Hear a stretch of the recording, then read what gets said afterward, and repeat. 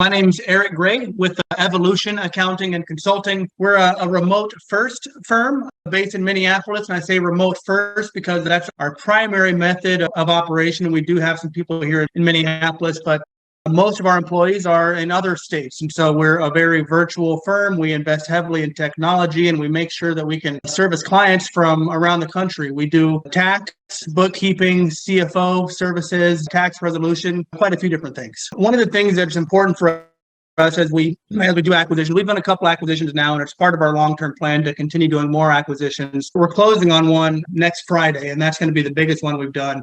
And so I'll have more feedback for you after next Friday, but we've done a couple small ones so far. We have the option to tag accounts or to tag jobs. And so we can really see, does this project come from our existing business line or does this project come from the acquired business that we got? And so we can really start to see the efficiency of our projects specific to the acquisition or the amount of work we're getting specific to each acquisition. So we can separate things out that way. And one of our big strategies with our acquisitions is to do things better than the firm that was previously serving those clients. And so far, I think we have been doing a good job of that. One of the ways that we do is by utilizing technology. We have typically found firms that are very paper-oriented and old school in that way.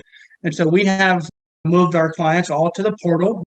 Most clients love the portal. Everything's on there forever. It's very secure. There's no question about anything like that. And so having perpetual access to their documents there is so much nicer for clients than having 10 years worth of tax return stacked in a filing cabinet collecting dust. And so just bringing our clients into a more modern tax process has been a really helpful part of the acquisition too. It's part of our strategy, to be honest.